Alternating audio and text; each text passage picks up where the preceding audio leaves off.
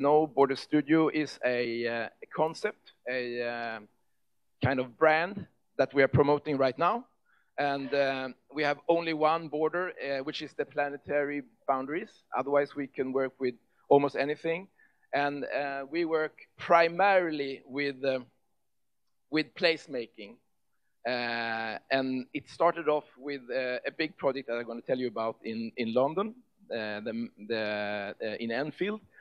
And we are trying to raise new questions, try to make the work of placemaking as rich and as covering as possible for all aspects that you need to take under consideration when you're doing urban planning.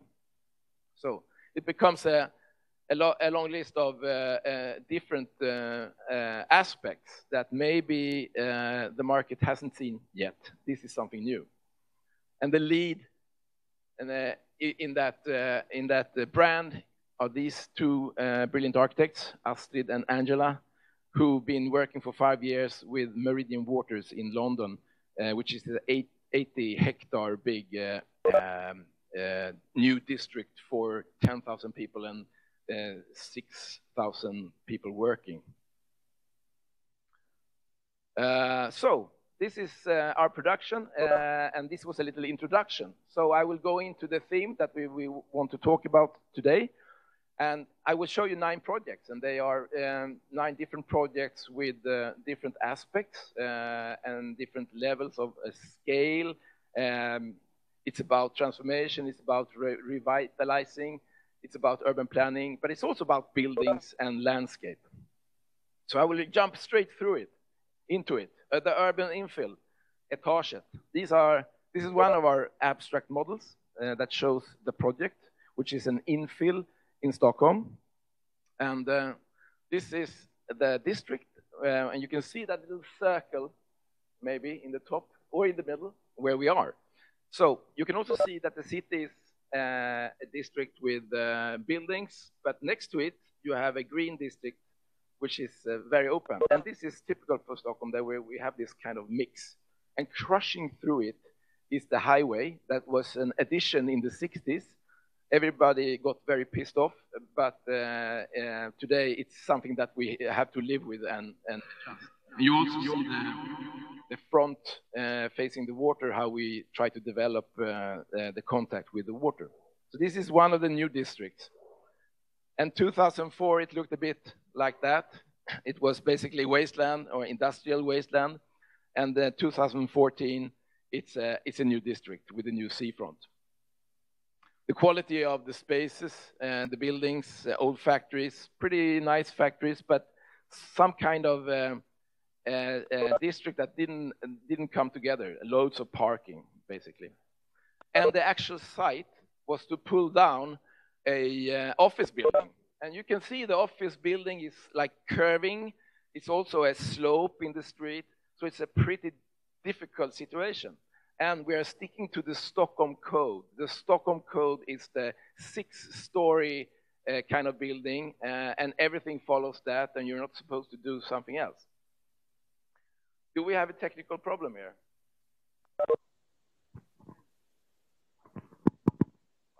Can you close that? Do you hear me now? Oops, sorry.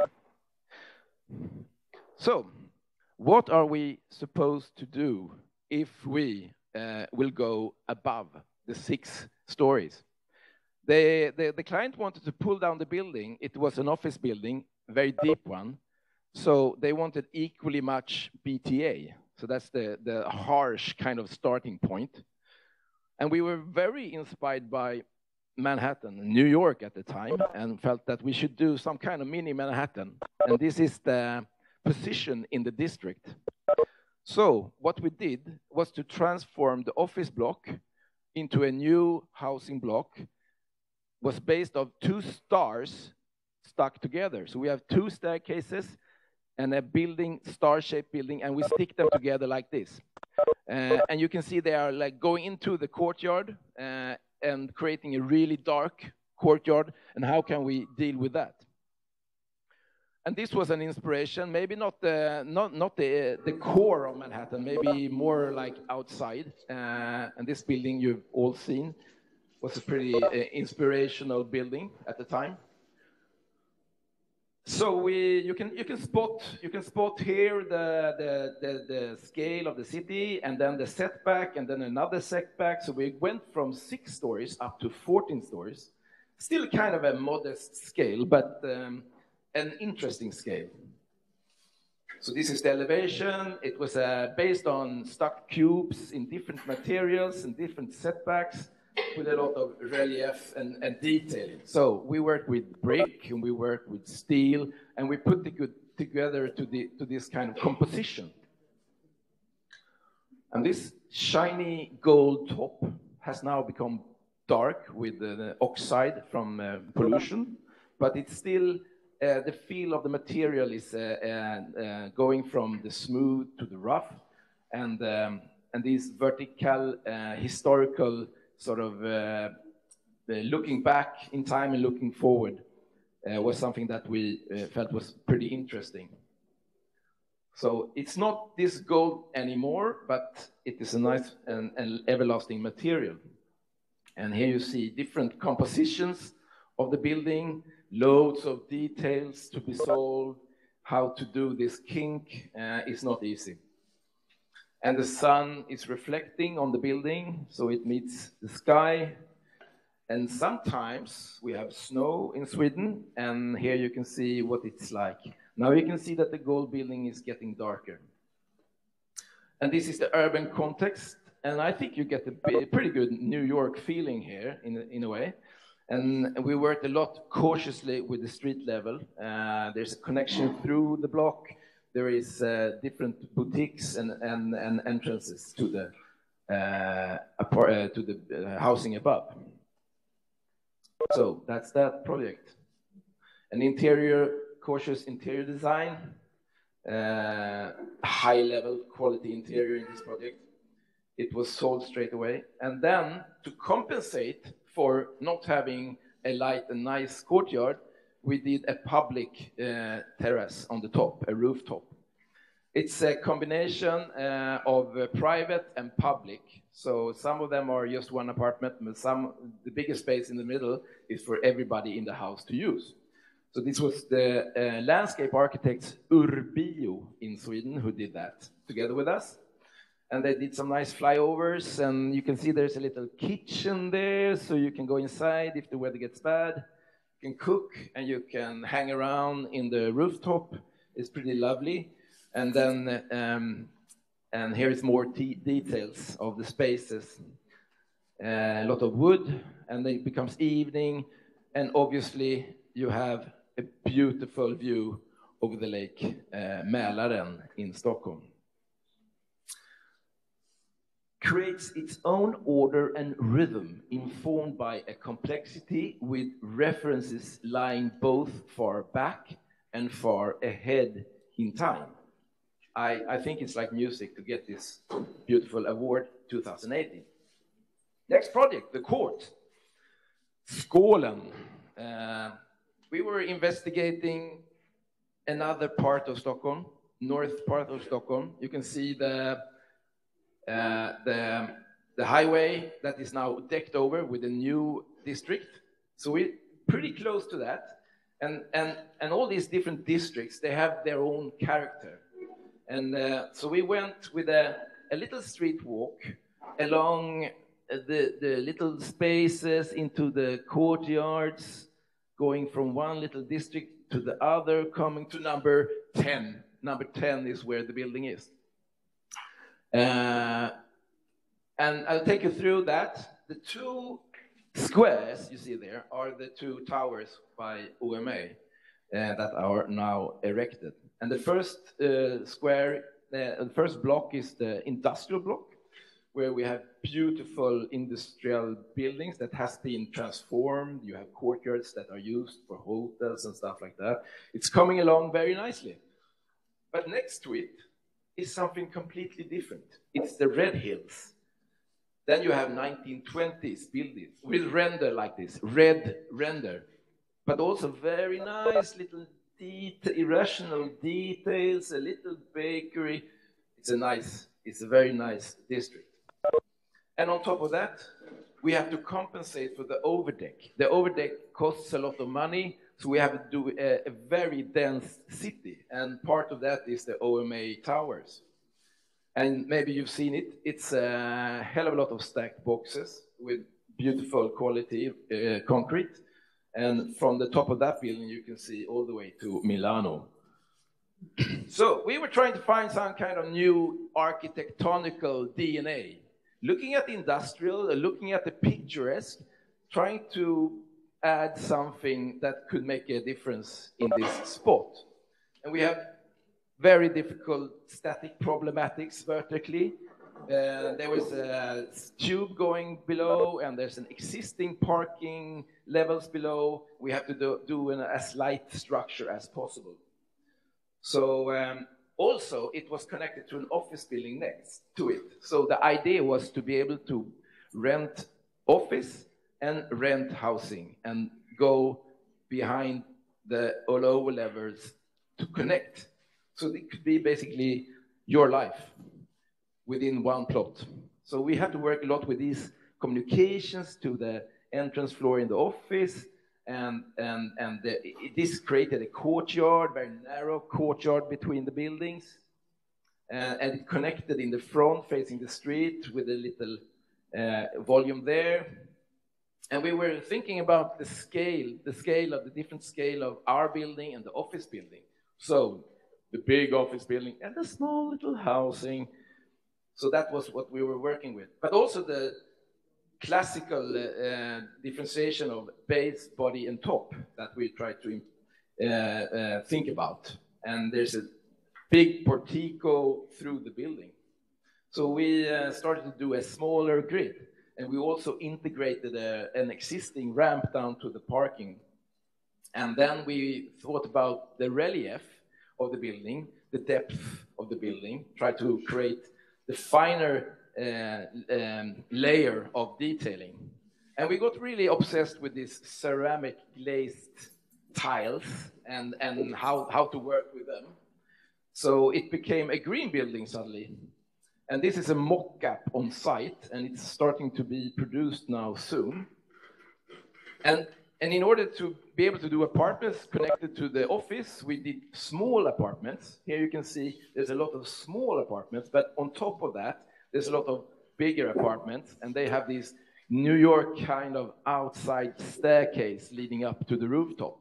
So the small apartment that we call Tribeca has a very sort of clear definition between the outer space and the inner space, and you integrate everything and sort of create this kind of vision.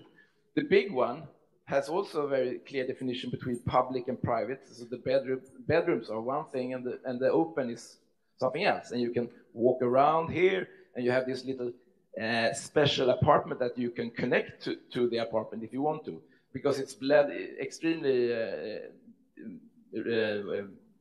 costly to buy this. So this could be an economical thing to have this little part. And then the outside staircase leading up to the lovely roof garden. So here you see there, you can walk around here. You see the staircase leading up there on the outside and the quality of the space. And up you come on the outer stairs leading up. And we integrated technique horizontally there, so we did steppings, and we took the power plant and made it into a nice back volume in your beautiful roof terrace. I would like to buy this one, but I think it's going to be a bit too expensive for me. In the courtyard, we started off with the grid, and then we took the grid away, and we said, let's make it as green as possible. So we made it really green and open. And some of the apartments actually spill out in this level. And because it's so narrow between the buildings, we have to do a lighter materials. We did glazed white ceramics here instead, in order to get the right light to the lower apartments. And in the evening, you get this kind of appearance. You have the big office to the right and the existing housing to the left, and then you have the portico and some vents integrated, and you have wood here, and this tray that holds the whole building up is a steel tray, and on top of that, the ceramics and the setback. Well, now we go to an architecture we call the quarry, which is an old quarry basically, and we're working with building and landscape. So this is a carved out model in wood by Kalle Gravlund, our special model maker. And it's in the middle of Stockholm's biggest development area for district. So around here, all around this midpoint, new buildings are being erected.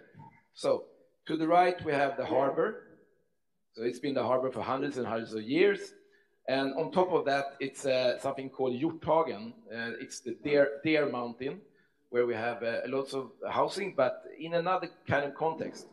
And in the circle, we are.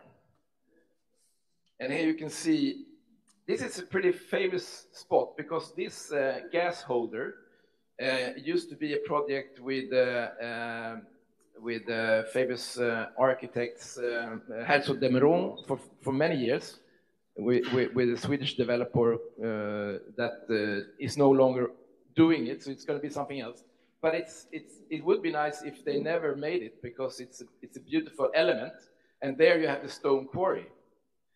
And Ferdinand Boberg is a Swedish architect. A couple of hundred years ago, he did beautiful industrial buildings with brick. And you can see here as new buildings sort of evolve, and they have the same kind of tonality, and they try to sort of work together with the old.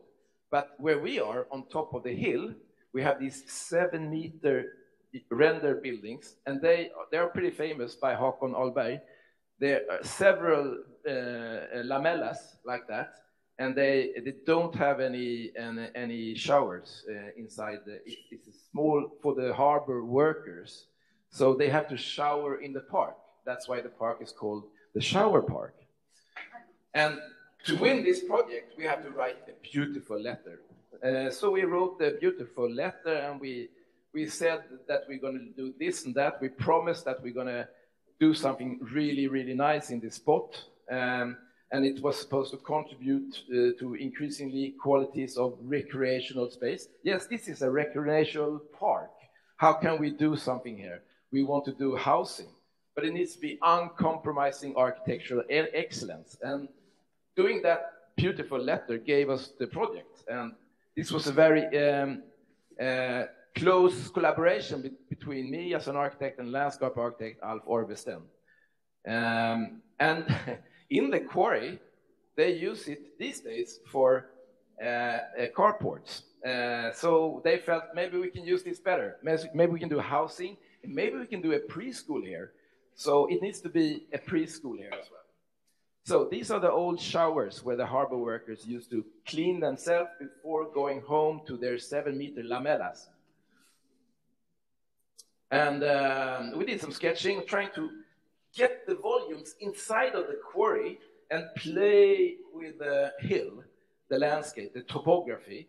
And that became typologies, and they were kinked in order to sort of get the radius. So we started to do that with more precision. Here you can see different iterations, moving back and forth, try to find the optimal space, try to respect the landscape, not cut away too much, because it was already a quarry that we can go inside. So it became 2 volumes, a C volume and an S volume, and then the landscape coming down in between for the preschool courtyard. And it was supposed to be like this. You shouldn't even see the building. I mean, this fox doesn't realize that there's a building there. So we had to keep that in mind all the time when we were working. So it was a tough job for the landscape architect to get this very steep sloping garden for the preschool kids. And that's not an easy task. So integrating everything in the landscape, and the kindergarten. And also, the city wanted us to do a public path through the courtyard. First we said, oh God, that's a mess. We don't want that as well. This is complicated enough as it is. Then we accepted it slowly, starting to like it, and now we love it. So it's a good collaboration again with the landscape architect, with the city landscape architect, and everybody talking about the project. It was a very dear project for many people. So we even integrate garage, just get it in somehow, and you can see here the preschool, how it connects to the courtyard, and the cavity in the back, which is a very dramatical space. And this is the final plan. It consists of small apartments in the top, and then bigger apartments in the base, and then some row houses to the left. And this is a component. So we got to do apartments that we never done before. An big open space with sort of a wall there where we integrate everything. This is only 35 square meters. And a little model there again. And then how we start to work with the facades. And we work also with a Norwegian image maker, Mir, and they are pretty special because they don't allow you to have any opinions at all about the image. So this dystopian image was fascinating to get in the email. Thank you for that. But it wasn't a collaboration that we have with Dark Studios or other image makers, which is a big process in itself, and it's really complex and really interesting. But they say, we do an image for you, don't you ever tell us what to do. We do what we do, okay? That is not so good, but it was a nice image.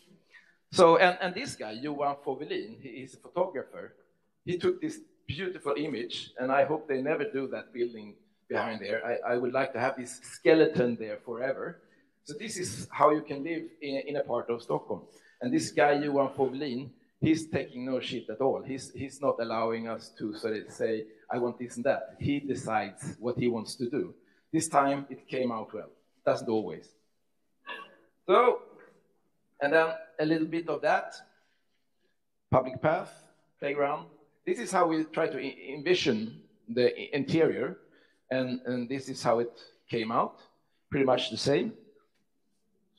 Some row house staircases and nice detailing, and we say goodbye to this little lovely landscape building.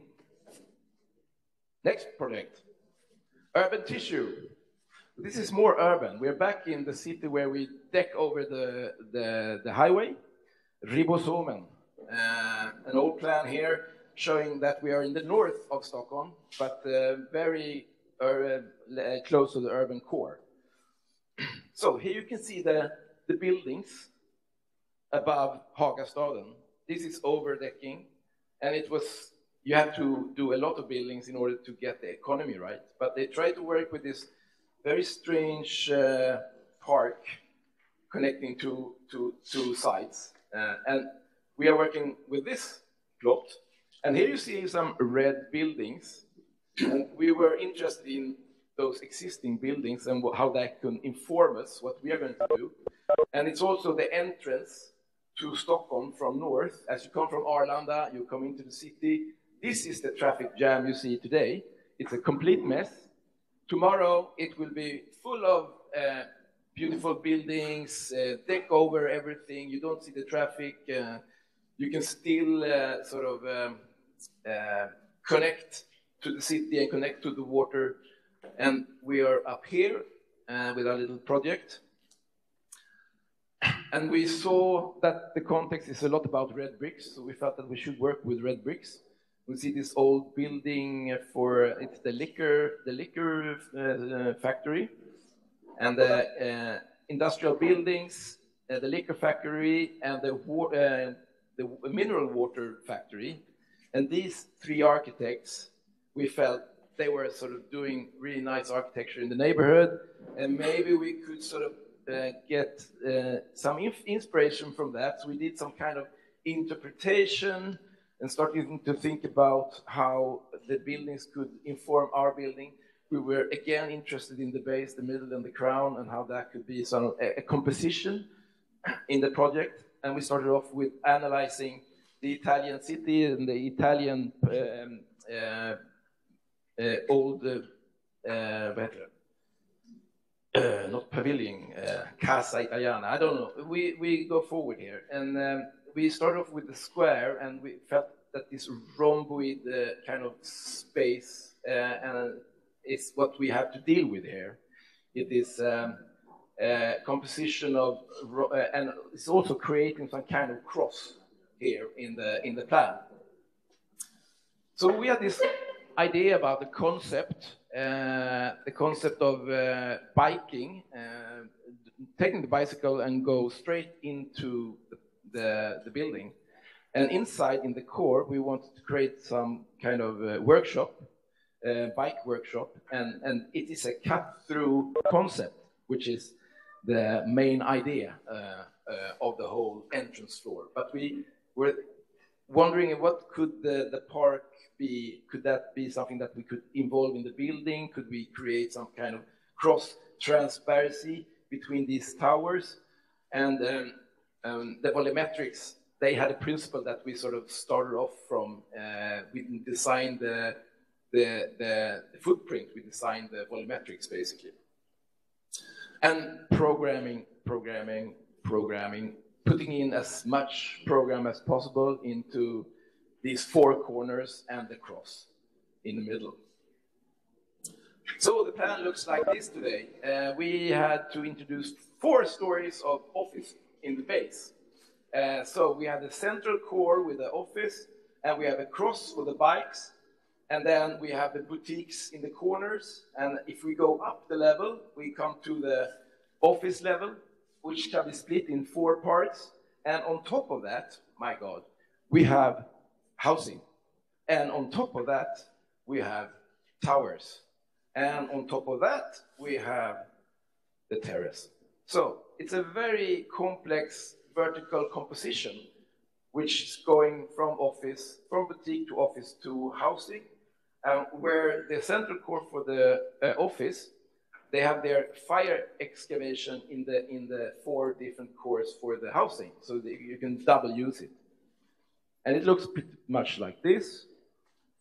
And here you can see in the beginning where there were no offices, then we had a cavity all the way down. We didn't get any light into the housing, so we had to do offices, but we kept the concept, and I like this little infill here that you can almost see as one single building, but it's obviously integrated with the whole.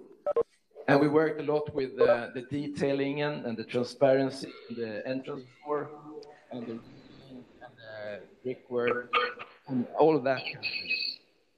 So this is how it looks from the street, and this is how it looks from the park.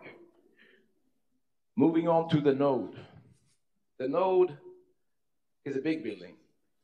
It's in between Stockholm and Nacka, which is the archipelago city. So we're in the connection between Stockholm and Nacka. And this is when it becomes archipelago. And there you have this little ceramic factory, color factory. And it's situated here.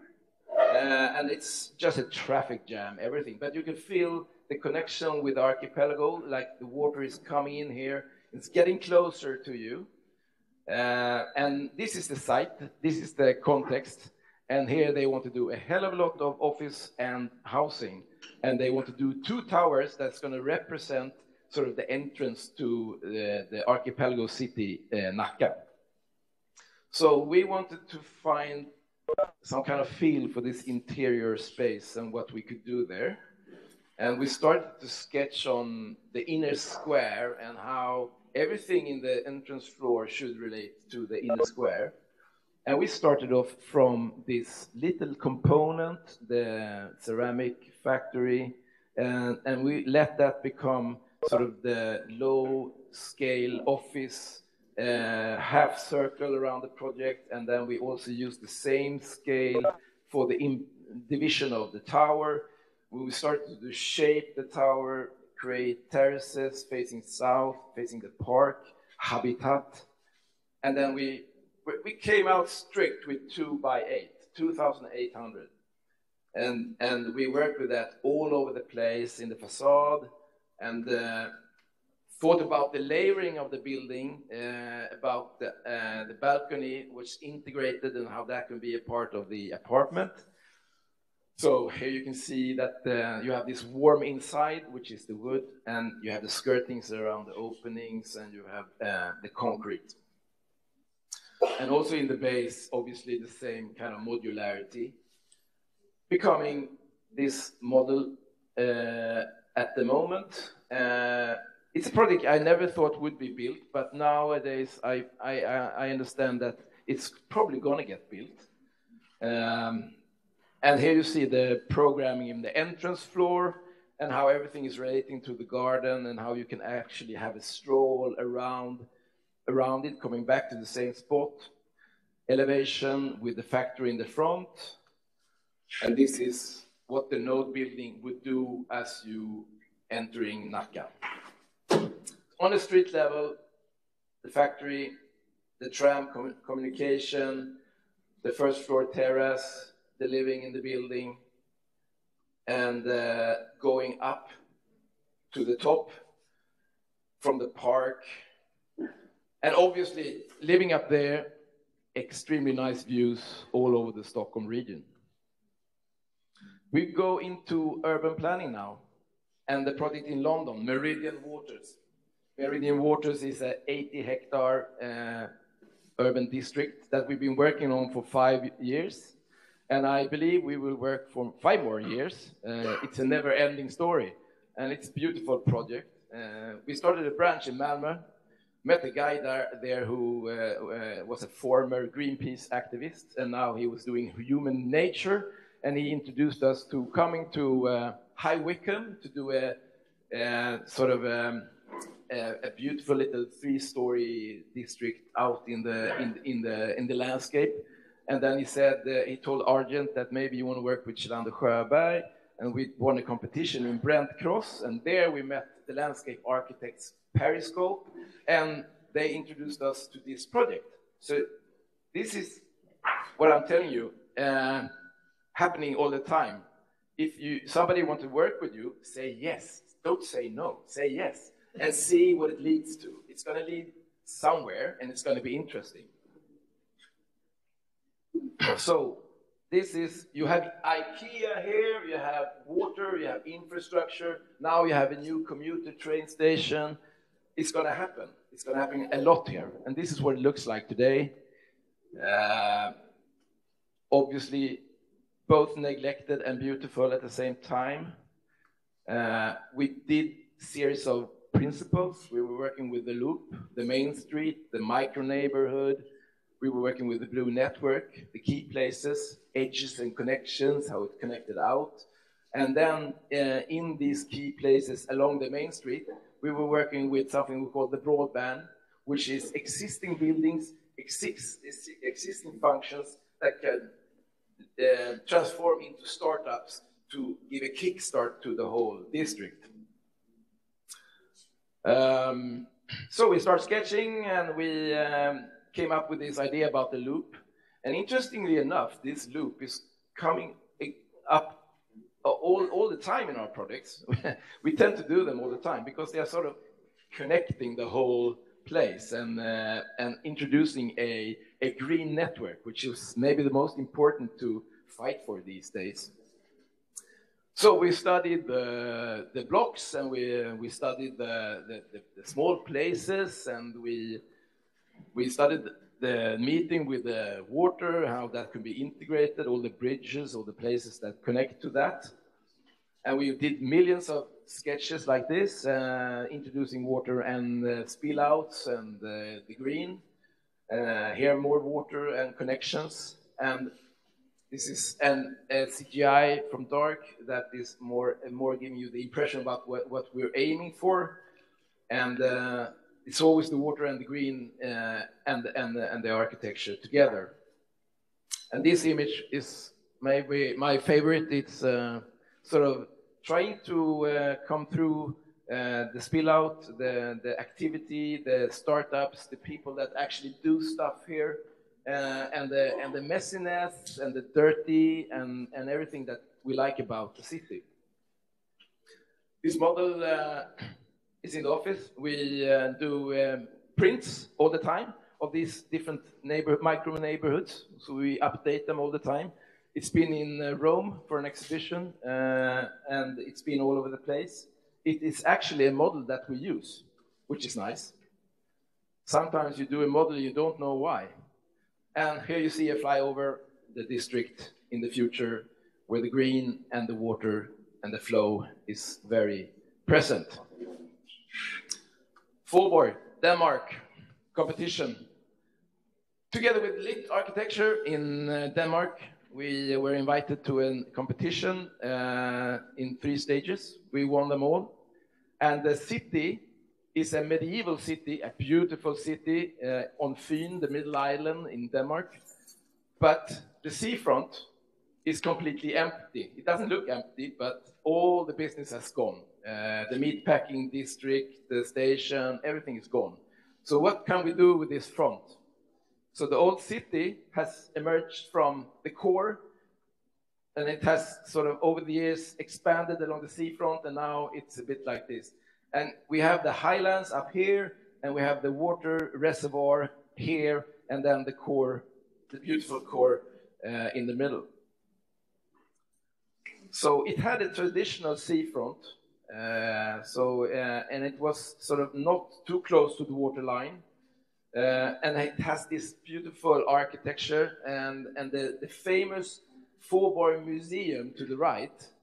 The Faaborg Museum is a beautiful building that is pretty famous, at least for us in the north. It was a guy, Pedersen, Rasmussen, he collected all the local artists to make a museum 100 years ago. And he put himself in the center, like this. And then you have the city again. And the purpose of the project was to sort of revitalize the front, but it was also taking care of water a lot. You see the highlands in the back, and you see the water reservoir, and you see the closeness of the city to the water. And it's a pretty sensitive situation that needs to be dealt with. Here you see the section, how the water comes down, and also how this harbor has a front, a steady front. So the core is not in trouble, but everything outside the core is in trouble. We need to solve it. So all this water is supposed to come out in a little channel, and it's a very poor pump station. It's not working. We have to restructure the whole thing. Because this is the risk we are facing. The risk we are facing is that everything apart from the core will be underwater in the future. How do we deal with that? So, first of all, taking care of the pump station, making sure that a new system can be both technically functional, but also a space where we can create connections for people using the site. We were supposed also to create a long wall in the front in order to be able to stop the water race and the flooding problem. So we did that in different themes along the seafront because we had different problems we need to solve, and that was maybe sometimes stairs leading down to the water, but also that the building here could be actually standing on columns, so we can do buildings in the future outside of the wall, and there they can live even though you have flooding. So view, I mean, you have to be able to see. You don't want the wall to affect anything that you don't want to close the views. So it's a very detailed study of that. And also, you have the inner medieval walk in the city, but you also have this broadband again, or the loop, where you can do a bigger recreational walk along, which is sort of connected to the old railway station, and it's connecting to this water reservoir. But if you want to walk even longer, you can do the walk around the reservoir. So these 3 aspects, we wanted to sort of mark out. It wasn't part of the brief, but we marked them out in order to relate everything we do to these different walks. And they have the neglected buildings, among which was the biggest one was the old meatpacking, the bacon factory. And it's an ugly building from the 70s. It's not used. So the first idea was to let's use it. Even though it's ugly, let's develop it. So, no, not that one. In the brief, they said, we want 5 new institutions in the city. So we placed those 5 institutions. It was a museum, daycare center, it's a cantina, a library, health center, and the Faubourg Museum to be developed. And those were placed in existing buildings. We said to each other, there is no money. There is no money. So what can we do with planning when there is no money? We prepare for the future. That's what we do with urban planning. This old tomato factory, little baby, with a very complex inner volumetrics, and you can go below the building from one court to another, lovely scale. We want to bring that old tomato factory that's actually from Faubourg into the tulip bacon factory, create some kind of new concept that could bring startups into, and we did this gigantic cantina, and we created a walk through the whole thing, connecting from the harbor where all the tourists are coming by sailboat in the summer. And then we created a new event place where they put the boats in the winter, and that could be like concerts in the summer. And if you look at this as a drawing, it looks a bit like this. This is how it connects. You see oh, you don't see, sorry about that. This is poor quality graphics. I'm so sorry about that. But maybe I can spread it to you and you can look into it later.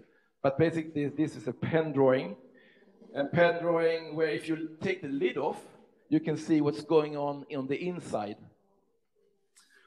Next place is the train station, where we didn't want to obstruct views, and we wanted the pump station canal to be sort of taken care of. And they wanted housing there, so yes, we gave them housing. So it was very close to this outdoor bath, which is done by a famous architect in Plot in Denmark. This is the kind of architecture that was our proposal. Small scale, intimacy, lots of kinks, lots of roofscape, lots of different things. Something that has something to do with Faubourg Cantina. And then the Faubourg Museum, how that can be developed, how this structure can be prolonged and embrace an old power plant that was done in the 80s by famous Danish architects, Lundgren Tranberg, and now not in use anymore. Well, we can put this health center in that, in the cultural district. So here you see how we prolong the Faubourg Museum with patios and gardens, and the water is crashing through, and then in this old power plant, we integrate this health culture center, and it becomes a beautiful, nice situation. Looks a bit like this, and if you look at all of it, it looks like that, but you can't see it. I'm sorry about that. This is the whole plan. We won the competition, and when we won the competition, unfortunately, we had COVID, so at the moment, nothing is going on. Or maybe the Danes are fooling us, but I'm looking into it. Industrial transformation. The sugar factory, completely impossible to see. So let's not talk about this image. This is the collaboration between a series of very interesting parties. I went to Prague, and I met Koga, a Czech Republic office. They took me to Brno. I made a lecture there. We started to discuss maybe we should do a competition. We tried to do one, didn't get there, but then we tried to do another one, and we introduced Open Fabric and Matteo here, and we worked together, and we did this competition, which was a success, even though we came third. But it led me here to Milano. Now I'm here talking to you guys, and it's another example of the opportunity you can get if you are open-minded, if you don't fear, if you embrace the collaboration. So it has a great history, magnificent history. And today, unfortunately, all this messiness in the middle is gone, but we have everything around it. including a beautiful silo that you almost can't do anything in because it's so restricted, antiquarianly restricted. But there exists this pattern of grid of flooring, concrete flooring, that could maybe be sort of a some kind of a rhythm, some kind of structure that we can work with, we thought, and started to collaborate. And there are so many industrial reminiscences, like the chimney and this conveyor belt thing, and the roofs and the detailing and the silo. So let's work with that, we said. And the project has problems in the center because there's a lot of pollution. So we have to basically create a concept where everything is sort of building-wise in the perimeter, and then in the center you have the beautiful park and the beautiful space where you can interact with. This is going to be the center of Little Slapanice, Little Kukrovar, where people are going to suddenly be able to use this old sugar factory to something together. And there's a rail crushing through, and the conveyor belts, and there's a lot of things going on. So we did a plan. And Matteo did most of the planning here in the center, and we worked together, and it was a beautiful process. And you still have the river going along, so we try to bring in the water, and we try to make all the buildings connect into the middle core, and we added more housing, and we added different functions. And these are images from that first stage. And we did a building in front of the silo, but that was on the same footprint as the old building that we took away. So working with the old structure as the reminiscence of the old structure, they felt this was a bit too much blocking, but our ideas were good, so we got to the second stage. And this is an image of the new factory that has been sort of opened up, becoming a transparent building in the future. And this section gives you a long section through the whole project. You can see the conveyor belts, you can see the water in the middle, and the park in the middle. And the cross section from the silo to the left and down to the river on the right, and the bumpy green space in the middle, the beautiful space for the people. And these, Matteo did a lot of details going into places here and there with different character, always with this reminiscence part of the planning. In stage 2, they said, move away even some more buildings from polluted ground. We did that. We introduced a hell of a lot of parking in the outside, but we kept the inner core and the lovely planning in the middle, the conveyor belt and the old railroad through.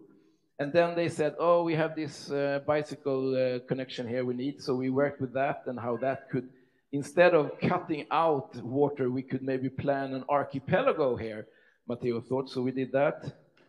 And did the same detailing again and the same images, but we chose different spots at the time. And here you see how it relates with the bicycle street and the connection towards the water. And the openness towards the silo became a place with spill out like this. But you can't do anything in the silo. God damn it, you can't do anything in the silo. So what can you do? Well, we could work with the structure as it is. So we analyze the structure and see what is the structure, what is possible, what's the minimum we can do. We don't even want to make another hole in the facade. We don't want to do anything, but we want to be able to use it. And there were some logics that we found out about, and we started to creating a concept within the building working with that. And the top floor could be removed, even though we don't take away the structure, we can take away the slab. And that gives us new possibilities in the top of the building, which is not in this, it's not possible to see, but yeah, it's a bit more transparent here. Next time, let's make a better beamer. Sorry for being critical. This is almost changing nothing, and this is the top where you get more openness. Maybe you can have a lovely concert hall. Now, this is the last project, so you need to concentrate because it's the best. The Foundry. It's in Malmö, and Malmö has a history of shipyard building, building ships. and it collapsed in the 80s completely, and the whole city became depressed, unemployment, people started to drinking, nobody knew what to do, so they had to create a whole new situation. So in the 90s and the first century decade of the 20s, they started to build this island, which became Västra Hamnen, pretty famous housing project. And on top of that, you have the twisting tower, turning torso, and which is a pretty famous building. And then you have the urban core, and here you have some problems.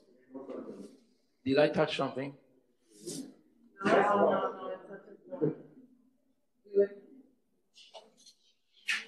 No. There you go.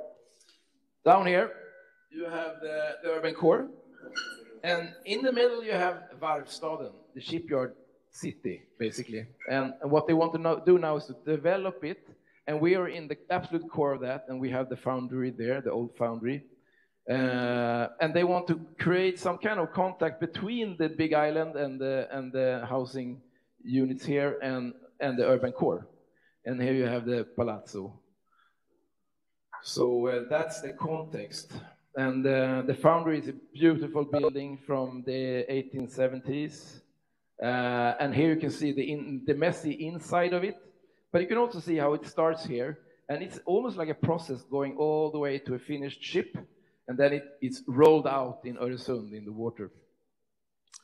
So this is maybe one of the most important buildings for the Malmö people. And today it's a ruin. It's part of a very sort of neglected and empty space that now is going to be opened up again.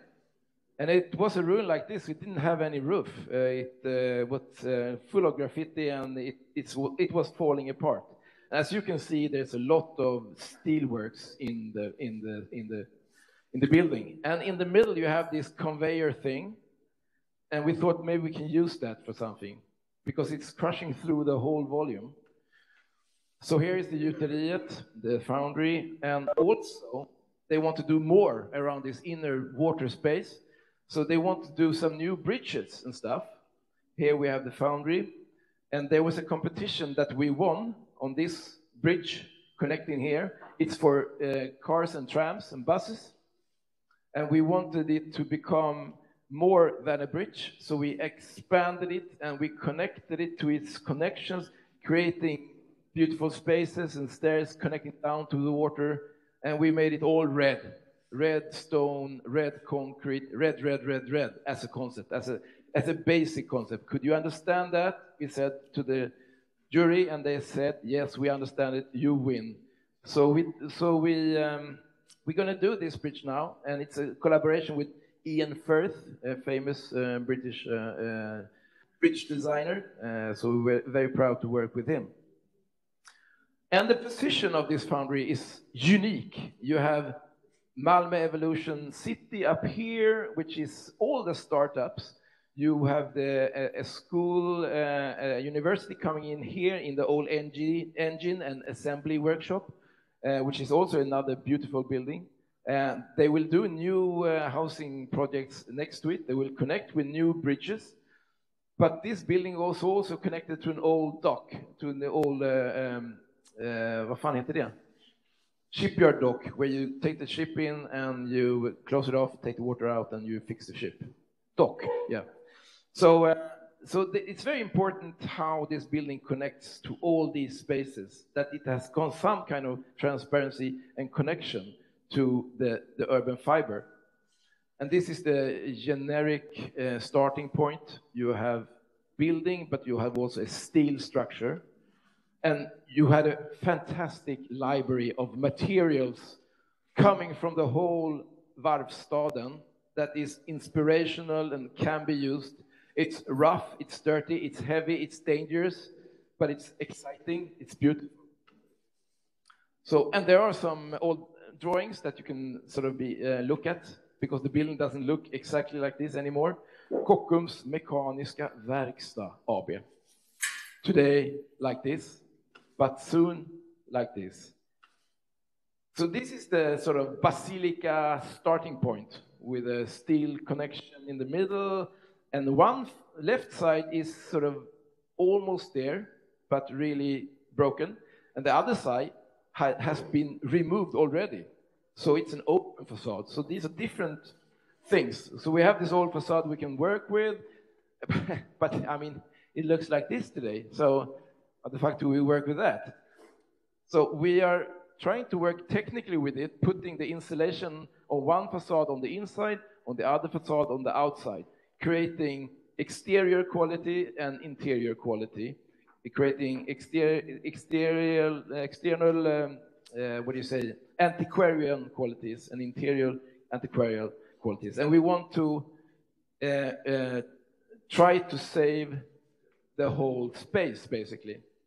The space mustn't disappear. And the other space, which is open, can be treated in a more sort of abstract way. So there's a difference between those sides.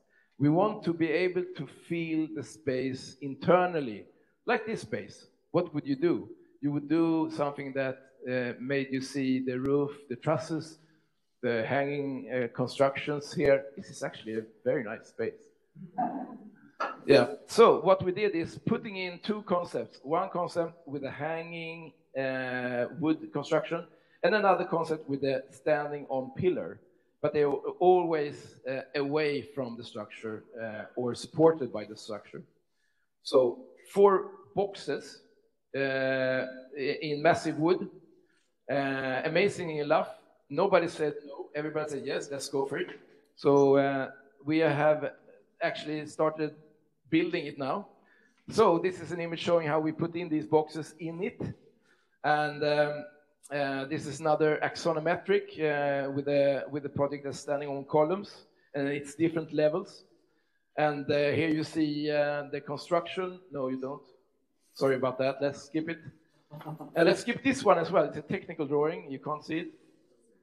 And this is also very difficult to see, but here you can see that there's an in-between space where... No, we fix it. We fix it. You fix it? Yeah.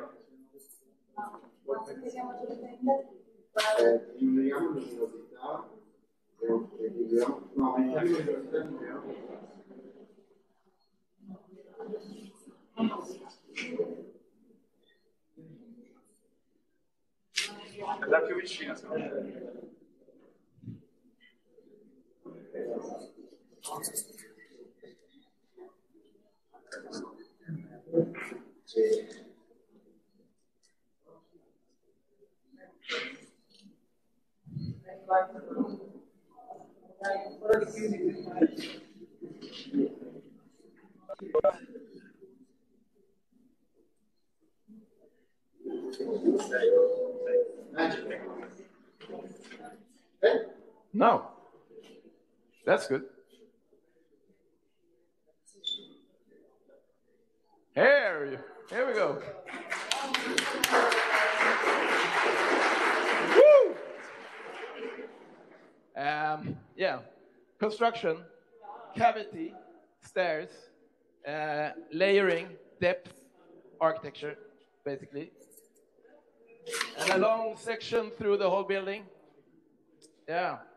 Now it's proven. I did have a presentation. Now you can actually see it.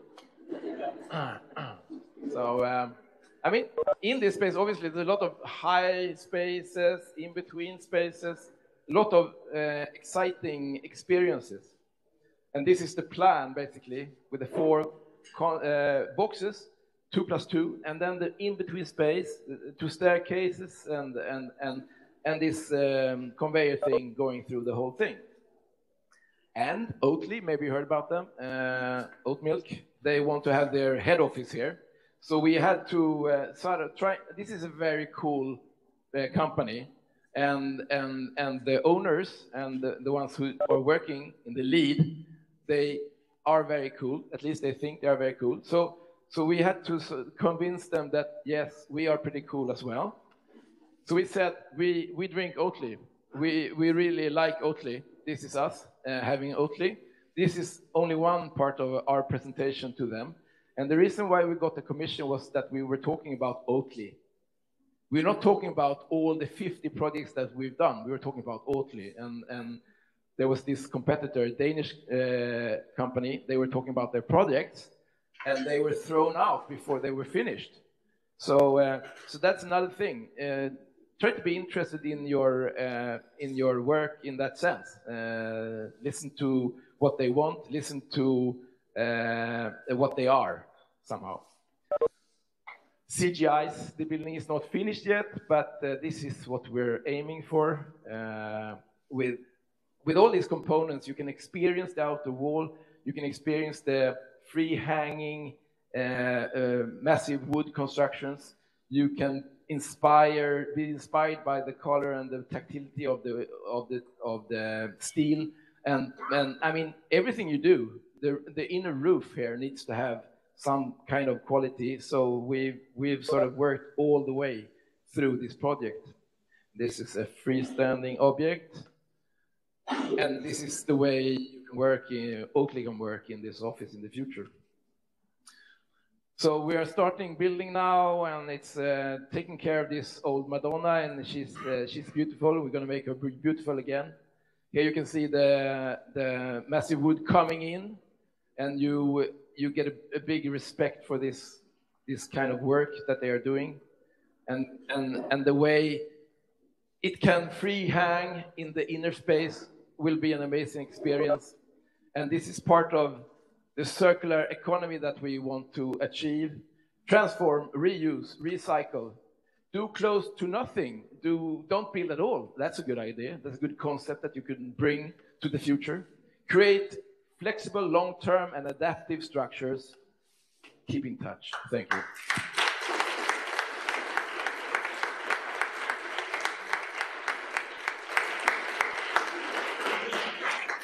So this was the 45 version. I was supposed to talk for 1.5 hours, but tonight we can have it. Keep on tonight. Thank you. Thank you.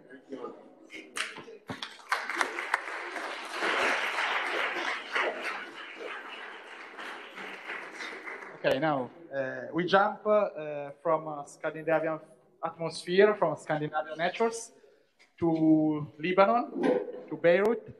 And we are glad to be here with Karim Nader. I don't want to steal any time from your presentation, Karim. Just say two things. It's quite funny. It's quite funny. Guys, please. It's quite funny because Karim is, well, I can say he's an old friend of us because he attended by distance last edition of our Landscape of Living Summer School last year. And maybe also next one, but we need to discuss about it. But he was not here. So he was never in Piacenza, maybe in Milano he was, but he knows a lot about Piacenza. And so his idea of reconnecting with nature is firstly a connection with memory, with history, with tradition. You are going now to see some different project from the one you have Ola has showed us, with different maybe ambition and with different ideas, but it's fantastic. I guess this idea of reconnecting with nature is something very different at all. And this is the main lecture coming from our cycle of lecture. The last point I want to add about Karim biography, I'm not saying anything about his project because he's doing that, is that he edited and published just 2 years ago a fantastic book. This one, he was also awarded very recently with some prize.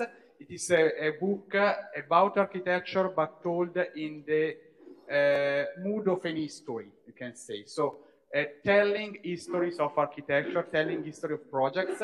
Yes, he published it with an Italian publisher, Lettera 22, Sicily publisher. And it's very interesting how Karim is narrating his own work. So it's a pleasure to be here with you. The floor is yours. So 45 minutes also for you. Then let's enjoy yourself. A brief comment at that. Thank you very much. Thank you, Michele. I lost the connection to the projector in the meantime. It was connected. Can you hear me actually? Can you hear me? So, are you connected in internet? Okay, share. Share. Okay. You close this one. Oh.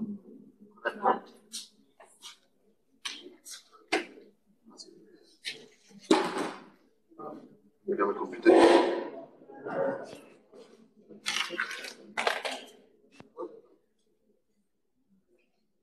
It's not supposed to. I'm not supposed to see the frame. It's okay. It's fine. Stay close with the mic. Yeah.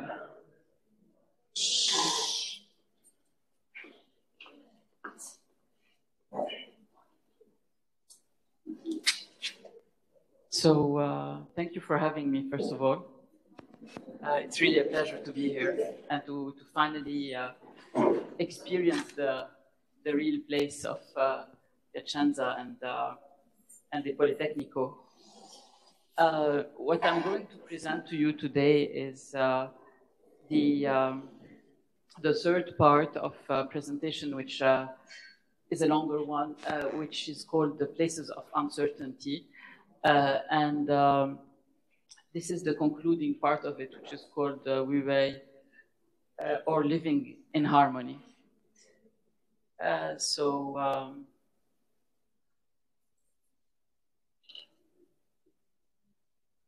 the story of a mystic from old China, 500 before Christ. His name is Lao Tzu. And he used to be the librarian of the emperor. So basically, every time someone would come and ask him a question, he would tell them the Tao that can be told is not the eternal Tao. And that's it. And then later on, when he grew older, he decided to leave the library of the emperor and to go and retreat somewhere far away in the mountain, away from the ways of man that he was a bit disappointed with. So at the gate of the empire, the gatekeeper stopped him and he told him, no, you're a very important person. You cannot leave like that. You have to write something for eternity. He told him the Tao that can be told is not the eternal Tao. When he's saying Tao, he's referring to this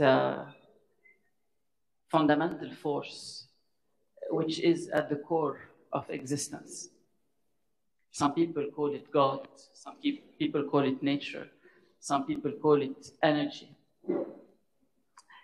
Tao in Chinese is translated in English as the way, which is interesting as a word, because when you say the way, it's not, this male, masculine figure which is sitting up there and is waiting to judge whoever has done good goes to heaven and whoever has done bad goes to hell. Whenever you have a way, and you are right now on the way, what would you do? You just walk.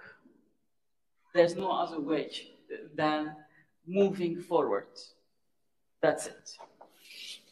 So since the gatekeeper told him you must write something, he wrote Tao Te King. It's a book that is still available in all libraries. It's probably more translated than the Bible, which is the book of the way and the power of the way, or the book of the way and virtue.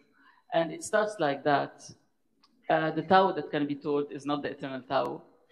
The name that can be named is not the eternal name.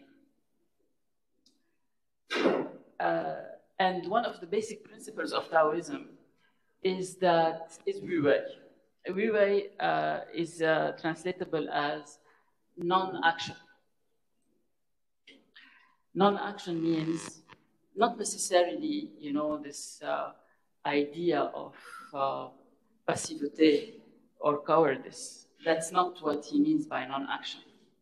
He means by non-action an understanding of the laws of nature and a living in harmony with whatever is proceeding with life.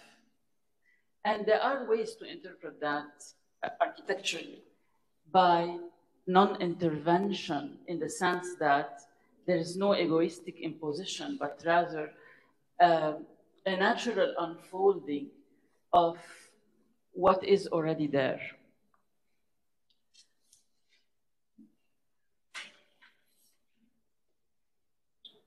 For all of you who read Old Chinese, this is Wu Wei. So I translated that into a little motto that I put on the cover of my website, which says, "Nature builds us and we build upon nature. We desire to dwell for shelter and protection, but also for the pleasure of being somewhere. From the vast landscape to the minimal doorknob, we wish to make your spaces a poem in layers, because indeed from those juxtapositions, new spiritualities emerge."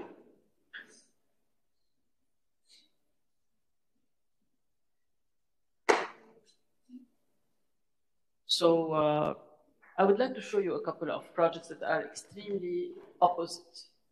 One of them is a luxury retreat house for an older man and a bit of his family within rocks.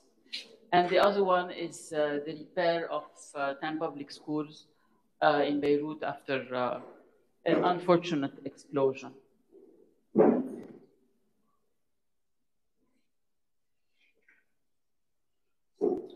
So the client came to me and said, "Can we do a one-floor house within rocks?" And you could feel that he was not very trusting. And yet somehow he had this idea that he wanted to work with me. So he kept on coming and going, and he would take me to the side, and then we walk around among the rocks, and then we come back to the office and we talk again. And he's like, he didn't have a problem with paying me, but he had a problem with trusting. Not necessarily trusting me, he has a problem with trusting in general. So in the end, I told him to try to convince him to work with me. Look, this is the project. I'm going to sketch it for you, and it's going to be like the sketch. It's going to be the rocks, first of all, and then we are going to use concrete in gray, which is going to be the same colors as the rocks and with a certain texture, and fragmented like the rocks. And then just as a small testimony of the man-made, we're gonna put a horizontal roof on top of that. Somehow he was convinced. So the project actually happened. And the cross-section was simply about creating several types of relationships with the rocks. One of them is to be amongst the rocks, and every time you move from volume to volume, a moment of openness so that you can experience the rocks again. Second, you can excavate to be able to access the road level and be in a grotto-like environment. And finally, a staircase that would take you up to this level where you would have this panoramic view from between those concrete volumes and, of course, the rocks themselves.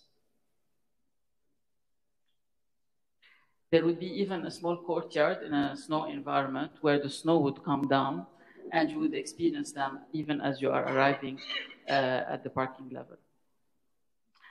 The plan of the house is simply made out of rectangular volumes that are rather enclosed, and the absence of architecture, moments of glass. That's it. In the closed volumes, there are things like, can you see the mouse? Yes. There are things like a bed space to sleep, or a bath and dressing space to bath and dress. But every time you move from one to the other, there is this moment where there is this glimpse of the dramatic raw landscape where he wants to retreat. Also, in between the bedrooms themselves, there would be this gap.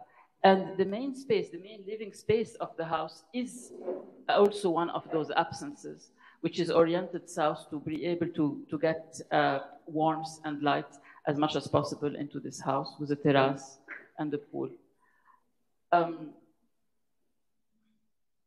And on top of that, on top of the fragmentation that is working with the rocks, a simple rectangle in black zinc that kind of concludes the composition, but in a way that is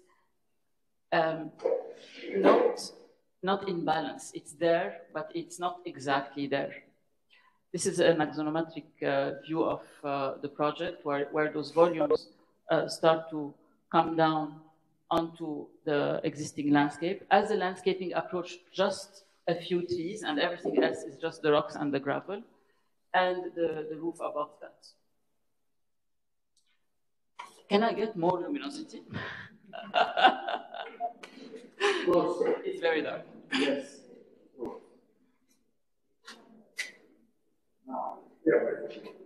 So that you could see a bit the...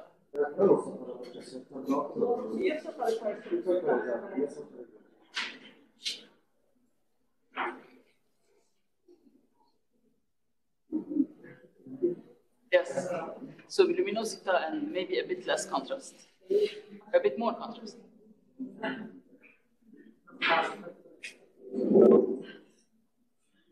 I think it's good. I think it's good. No, that's it.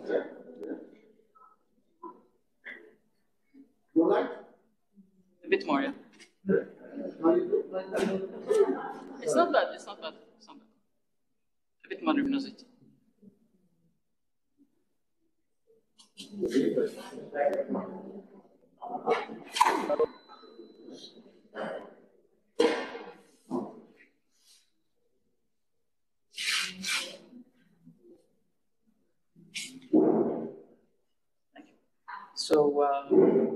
So this was a model. Is it working?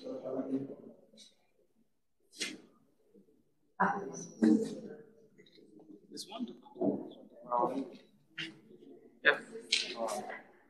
I'll maybe the battery.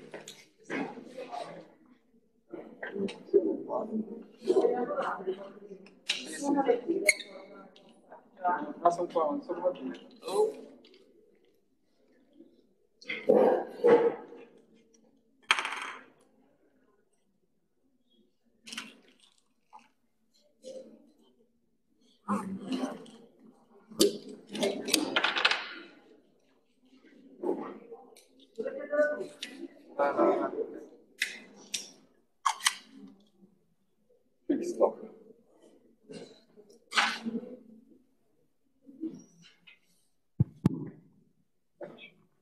Okay.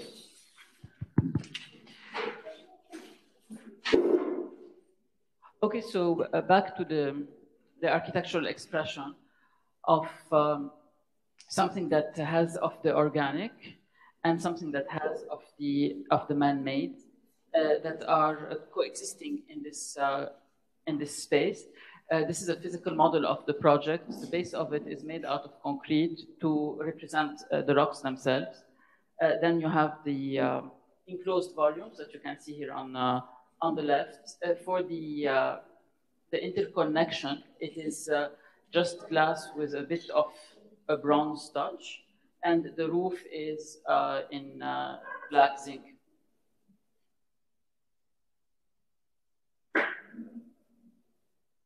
So on the top image is the south elevation, where there is more openness to be able to get more lights and more warmth in the winter time.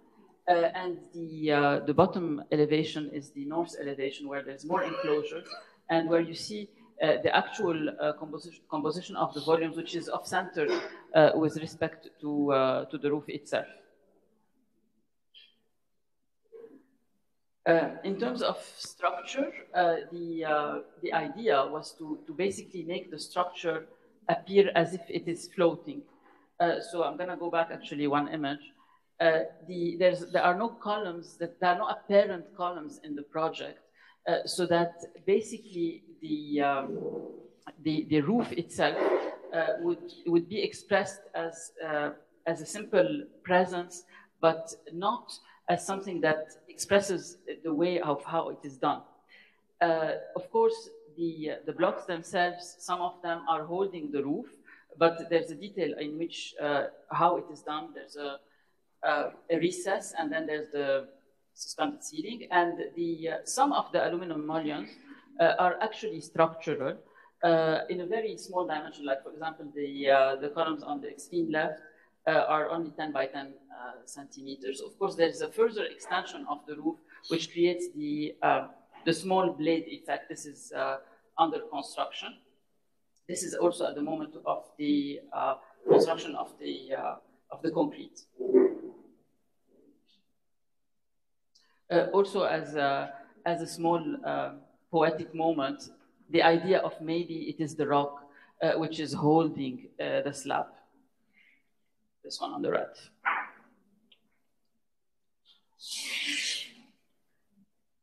So this is the finished product, whereby the contrast between the presence and the absence of the building creates these.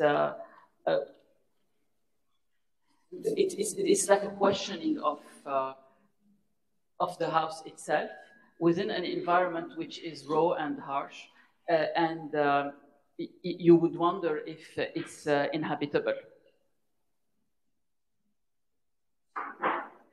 We worked with the color of the concrete as well as the texture of the wood planking that imitates literally the colors and the textures of the rocks, and of course contrasting that with the presence of the roof.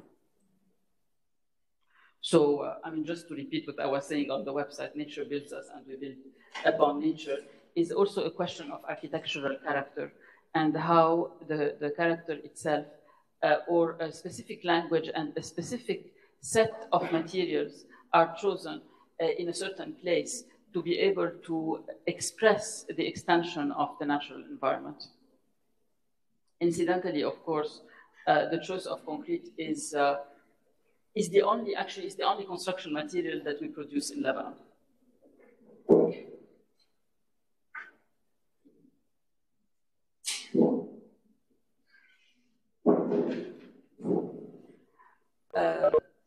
On the 1st of August 2020, there was a huge explosion in Beirut that damaged practically 50% of the city in a type of explosion that was almost equivalent to an atomic bomb. I was less than a kilometer away from the explosion. At the moment of the explosion, I was visiting an apartment with a client who wanted to renovate, and there was this window that was looking at the port, and there were like fireworks coming out of the port, and it was funny because actually there was a fire. I mean, something in the port caught fire that had fireworks in it. So basically, there were fireworks coming out of the port for a very long time. For like 20 minutes, there were fireworks. So we thought, I mean, there's an accident, it's okay. I mean, it's nothing important that's going on. And then for a split moment, there was a huge explosion. And this explosion was coming towards me. And I told the woman and her mother, look, it's time we go away. So we started walking away from the window. And like in a second, all the glass was falling on the floor, and we were not hurt. Others were less lucky. To go back to the concept of Wu-Wei, what do you do when you have a traumatic experience? Do you repress it, and then it comes back in stronger and stronger images, and you have this continuous trauma of the image, or do you move on? This is what Lao Tzu is trying to say. He's trying to say, this belongs to yesterday. Today, you can do something else. There is still this possibility to act. So I was sitting on my couch the next day because my office is very close to the explosion. And I was wondering, do I close the office or do I repair the office? And very quickly I thought, but anyways, architecture is my passion. Let's repair, and we can always see what happens. So at the same time, a few months later, we were contacted by the Swiss embassy in Beirut, and they said they would like to help Lebanon to fix schools, because, I mean, out of the things that were damaged, there were also public schools. So they said, we have 10 schools that are more or less damaged that we would like to give you as an act of repair. Architecturally, it's not a very interesting project, but it was significant in terms of simply as an act of helping out. The red dot is where the explosion happened. The circle of the explosion is something like that. My office is here somewhere. And thankfully, there was no one in the office on that day. And the color dots are the different schools that were proposed for repair. Some of them were simply damaged. Some of them also had previous problems like waterproofing issues, asbestos, other environmental problems. So basically, we thought this is an opportunity to not just to repair what has been damaged, but maybe we can improve. So we asked the Swiss if they were ready to spend more money on improving the schools, not just on repairing them. And they were like, sure, if you can put it under the umbrella of repair. So we work with that. This is a 3-month project. It is middle to low cost, and it is based on pure necessity.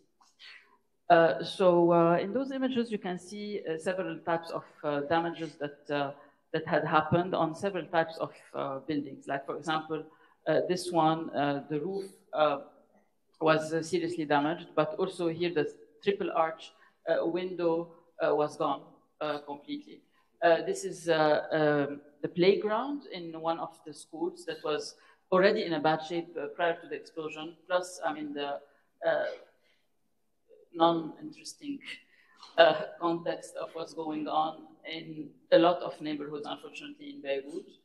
This is the same window that you saw from the inside. This is another playground that was also in a very bad shape. This is a polycarbonate roof, also in a very bad shape. A canteen, asbestos roof in one of the roofs of the schools, and in another one as well. So we did a process of identification of the problems, and basically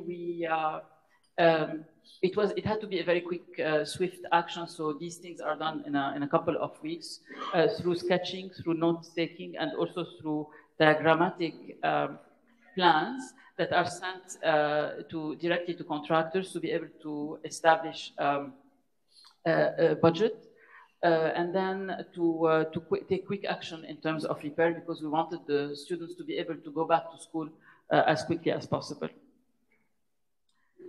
These are some images of the finished product 3 months later.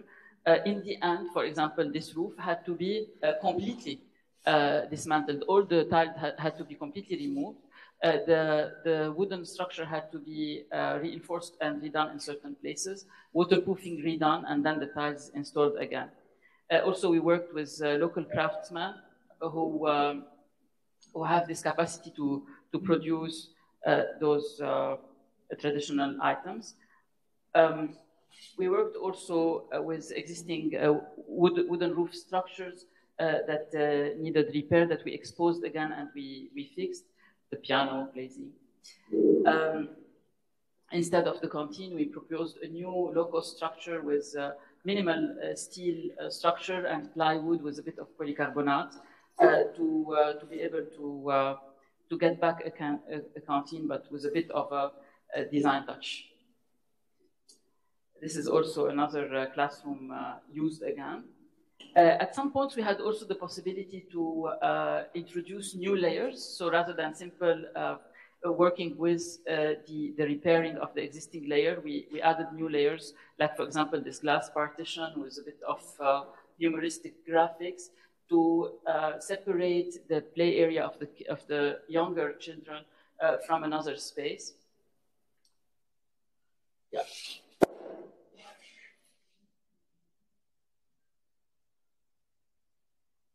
So we also worked with the issue of the environmental issue of the asbestos. That basically the asbestos specialist said that the removing, of course, you know the problem of asbestos. When you cut it or you move it, basically there are microparticles that can enter into the lungs, and they are like glass, and they can hurt the lungs, produce cancers, and could be even fatal, of course, on the long-term exposure.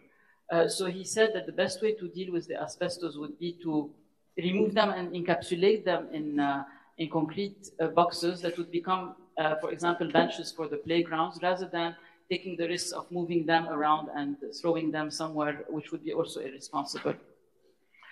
So part of the works, for example, in this case, was the repair of this roof and the changing of the material of the roof. Here you can see this school that was very heavily damaged, that looks as new. You can see we have also came up with ideas of agriculture and art. So we wanted because these are public schools, and the public school system today in Lebanon is very under-financed.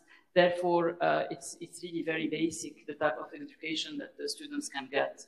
So we thought maybe we could also intervene on the education system in a certain way.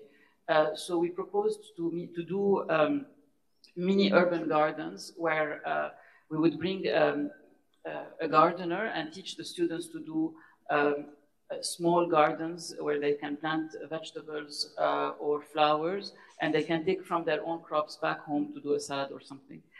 So this was part of those mini interventions. Of course, the facade redone and the shutters as well. And the mini school bus was already there, so we just painted around it to keep it. So these are some shots from the different participatory experiments that we did. One of them was the agricultural system experiment, and the second one was the participatory art experiment, where basically we brought back also the art teacher and an artist, a participatory artist from our side, and we brought also the students that were not going to school at that point to draw onto their own school.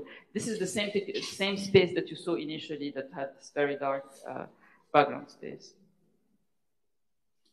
Also, this is part of the asbestos roof that became aluminum sandwich panel with a small experimental kitchen and the part of the agricultural lab on this roof, on this space, and then there's the greenhouse. You will see it in a bit. The playground and the other playground also, which had participatory art, also some repair on the floor as much as possible.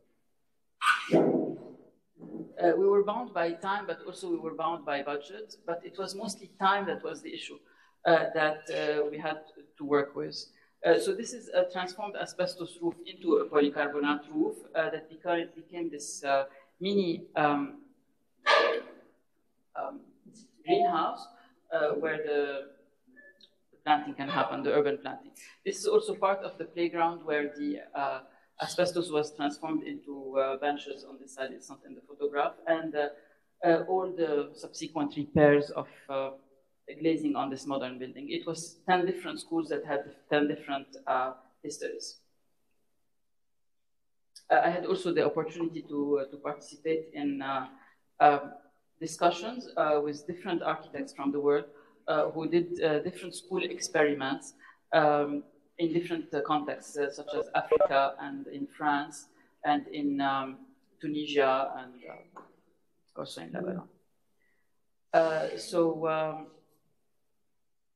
In the book, I talk about the different ways of relating to architecture, the notion of being at home, and the complexities of having to relate to client desires, which you have seen in the first project. I talked also about the theme of the reprise, which is to take again, to build on ruins, something that is very much part of our daily life in Lebanon with all the wars and the explosions. And I also say all the time, you know, I'm not saying these things to to inspire pity. I don't like that at all. On the contrary, my message is a message of simple hopefulness that it is possible to act in every situation, and given certain means, a certain commitment, and a trust in the natural ways of nature, that something positive could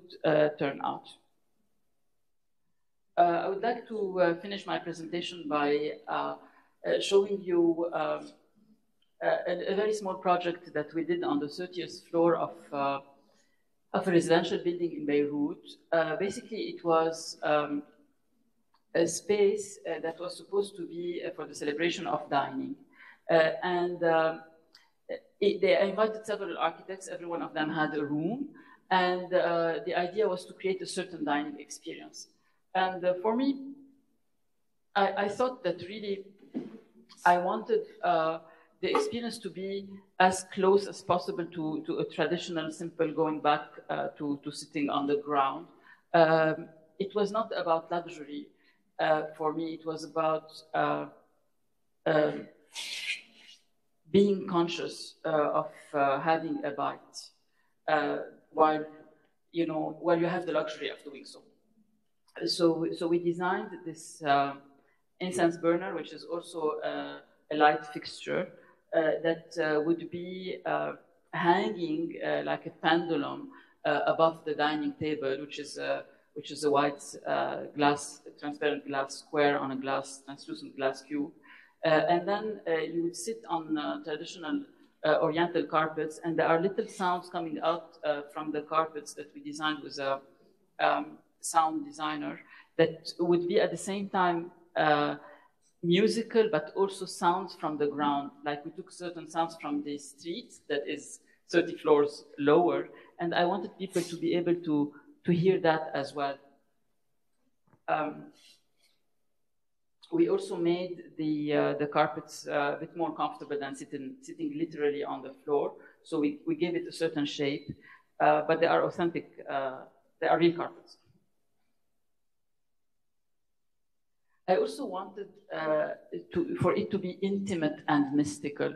I wanted people to enter and to be silent inside the dining space.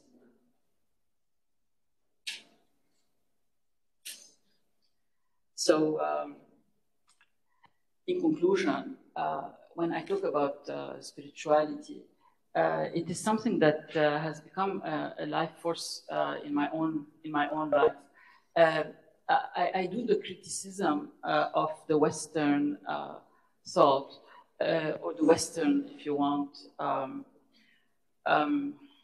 persona, because the Western metaphysics are very much focused on right and wrong, and they are very much focused on duality and dialectic. But even Friedrich Nietzsche, has already said beyond good and evil is where life is. And our friend Lao Tzu, 500 BC, is saying, you need to proceed in the way. And the way itself is neither good or bad. It's not a bad highway where an accident happens. It's just that the accident happened, and Michele was late. But he was. It is just there before being good or bad. Even Western philosopher like Alain Robrier said, it's neither significant nor absurd. It is, quite simply. And that is the most important thing about it, before it being significant or absurd. So this attitude of relinquishing judgment and relinquishing objection on what is a possibility of personal emancipation. To be able to access this type of way, you need to make a certain distance with the overthinking and to trust. And as you trust, intuitions come. I don't know if you have read the book of David Leitch, Catching the Big Fish, where he says that he does meditation. And then he says, ideas down there are very pure. And how do these ideas come from? It's just an intuition. How does an intuition come? It's not by thinking about it. It's by allowing for the intuition to come to us. We have all experienced it, but somehow some of us are putting boundaries on a certain intelligence that is available. So that's my grain of salt from me, coming from a context which is very Western. I was educated in a French lycée and then in the American university, but also very much influenced by Eastern things, such as the Orient itself, but also Eastern philosophy, such as Buddhism, yoga, or Taoism. I think today the world is moving towards a more sensitive understanding of how life unfolds. It is just that it is male-dominated, you know, from Donald Trump to Vladimir Putin. It is greed which is dominating the planet. But it is certainly possible to live in a way that is much more sensitive and much more closer to the way of nature itself, by being sensitive to nature.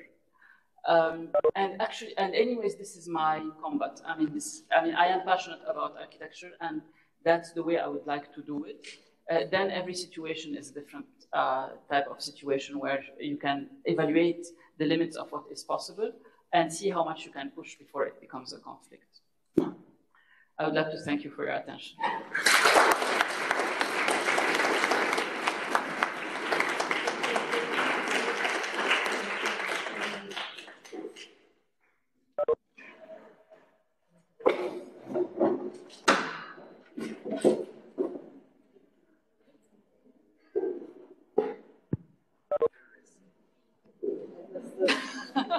Thank you so much. I just use this time, first of all, to thank both of you for your presentation. I was very fascinating from the different perspective in which you have taken the topic of this series of lecture, but also I would say on one side from what you discussed, Karim, about the sensitive touch on which you were working in, especially in the school in Beirut, that I think it's a very urgent call, and it's also something that, however, we are experiencing on different sides in Italy as well.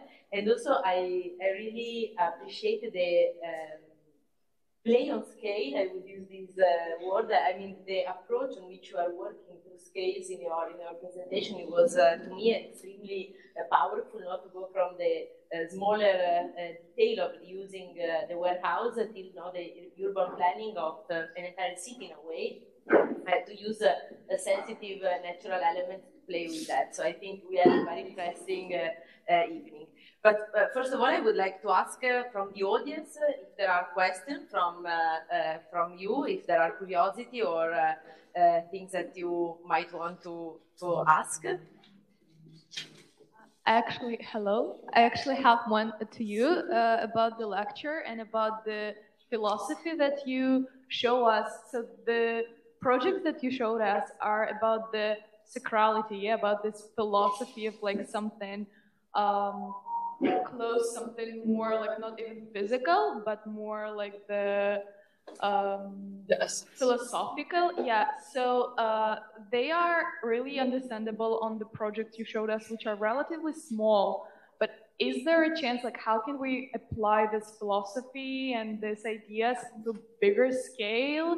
Because like we're living in the world where the small spaces are more like the privilege than the reality.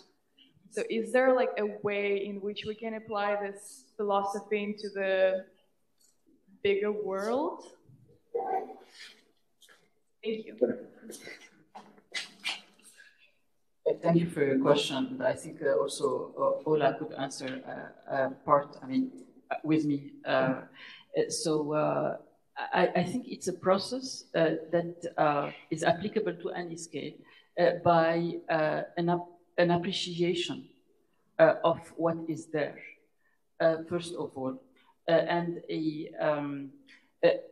a detailed synthetic analysis of what is there. And we have worked, of course, on bigger scale projects. It's just that I didn't show them today, where, for example, we would be working on the fabric of Beirut, and you would be looking at considerations that are not just natural, such as this unbelievable site of rocks, but spaces that are much more complex, where you have urban histories, where you have layerings of history. I was saying that yesterday in Florence. You go through Florence, you walk through Florence, and you are living in a live, preserved city. It is in a way simple to understand because it is a preserved continuum. You go to Beirut, you will see extreme contradiction. You will see a space where you have a very small house that has been preserved because if you demolish it, basically you cannot build, so they will just keep it. And next to it, a 30-floor building. And then next to it, a 10-floor building. And next to it, a building which is not finished since so many years. I'm going to show you a photo.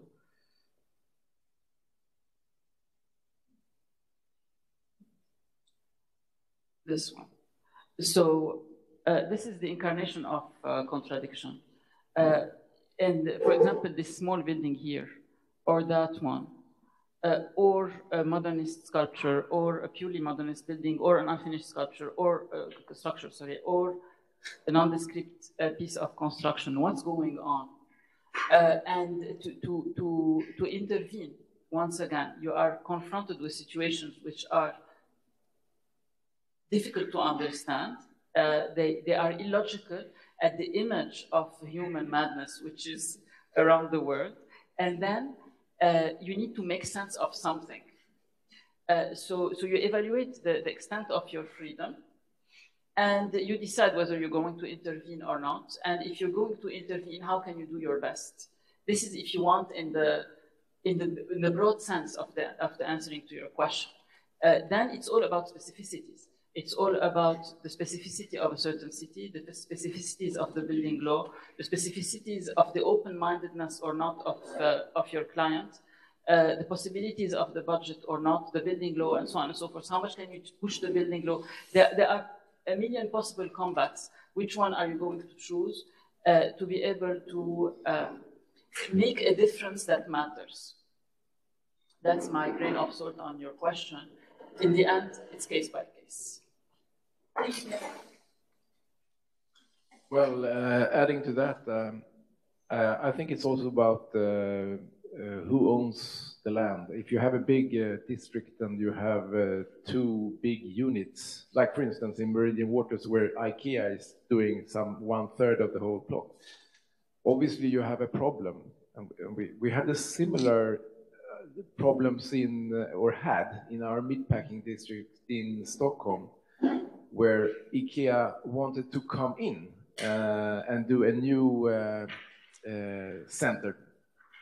So first they said that, well, it's not going to work. It's going to destroy the whole scale of the development. And in that district there were many different old buildings, beautiful buildings that needed to be integrated with it in a new urban fiber. And then to put in a too big scale unit would destroy it. So they figured maybe we can do a sort of kind of theme or a new concept for IKEA, which is more integrated within the cities. And there somewhere the discussion ended and IKEA was out of the question. So there won't be any IKEA. And I think maybe the answer is in that you need smaller units. And for me, urban planning and the sensitivity that you're talking about is about small units that interact. I mean, maybe here in Italy, you've got it, and you have kind of a way of thinking that is accepting the messiness. In Stockholm, we need more distance, but to integrate things to each other and start them communicating with each other is what we are aiming for. And we talk very much about borders. setting up borders or not in between different parts. And we want this big layer of communication, small layer and micro layer of communication in the urban weave, and make that tissue continue somehow. And that's all about interacting as people. We need to accept each other and need to accept that we do different things in the city. We work, we live, we spend time. So small scale units and integration between those units. And you see that in this city as well, with all these components and this beautiful messiness. That is the city. I would like to add that a contradiction, it's like, I mean, even Marx said it, like it's a motor. From contradiction comes out the activities. Activities come out of contradiction. So it should not be seen as a problem. It should be seen as the beginning of something. When I think even a client coming to decide to build in a rocky landscape is a contradiction in itself. But yet it is possible to make something artistic from within this crazy idea of contradicting the rocks and making a house. So I think that contradiction is really at the core, both of urban and of human situations. And from those contradictions, we need to embrace the principle and to move forward. It's like an explosion happens, but you have the opportunity of improving a school. This is more than what you had before. Of course, 300 people died, okay, but still, there's an opportunity. Life is cruel, but the opportunities are there to improve. I cannot, you say it's not non-judgmental. You just move on. Thank you.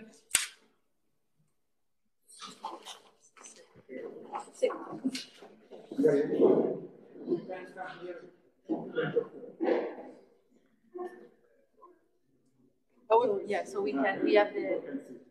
Karim, I have a question for you. First of all, thank you for the lecture, and I wanted to ask about the book which you was making references during your lecture. For us, for students, for example, how we can get this book maybe to read, to find, check. That's not the question. Yes. This book. Yeah. It's okay, you can order it online. Ask me a question. We're students, maybe in some. Is there a discount for students? Yeah. Only in educational way. It's Yeah. Thank you. Cheap. It's only 29 euros. But can I answer something? I can answer something. Not the where to how to type Amazon. Absolutely. Not how to type Amazon.com, but to understand that literature, cinema, philosophy that has shaped me is inside the book, and it is from the work of people who have wrote a novel, but that was a powerful novel. People who have made a film, but it was a powerful film. People who have tried to express their life philosophy in a book, like Lao Tzu, 500 BC, forced to write his book, that the inspirations come. So how can we make our work worthwhile? I think this is the question. To build for the sake of building, I'm not interested.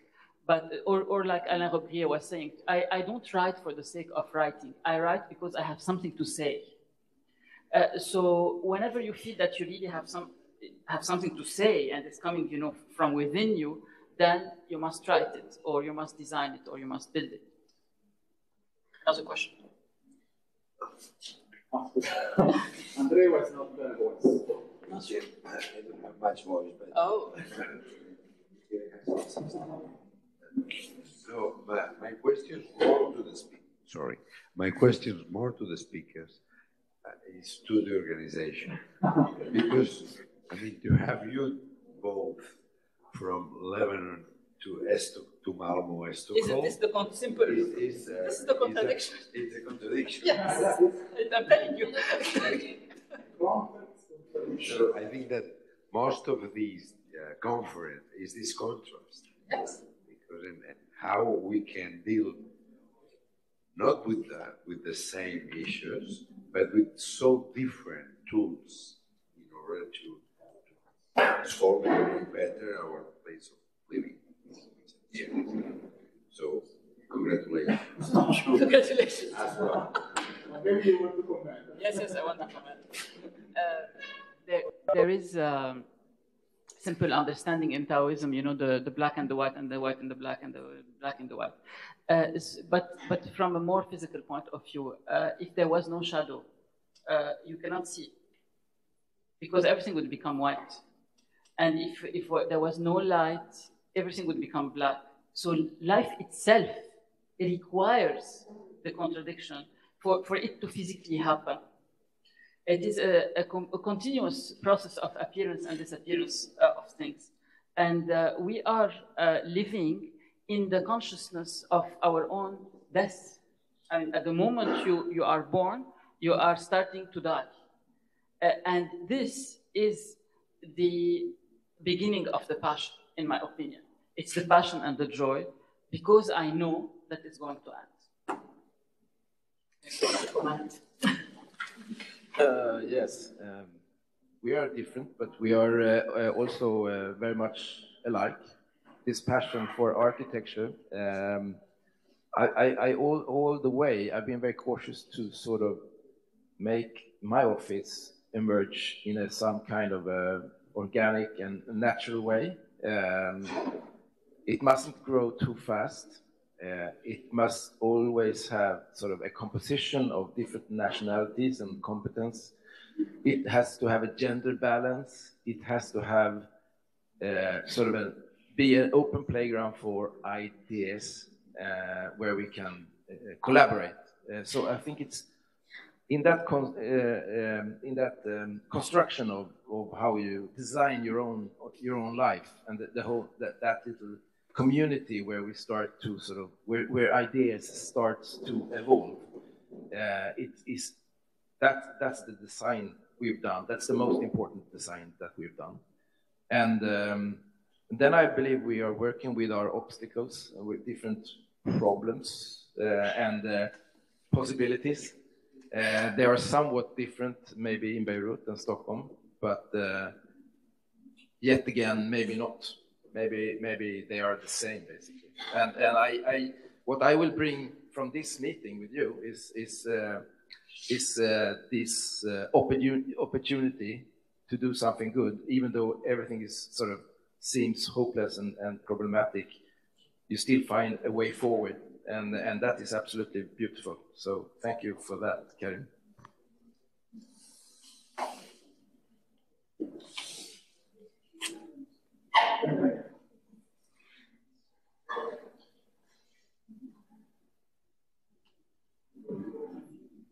Good afternoon. I have a question for you both.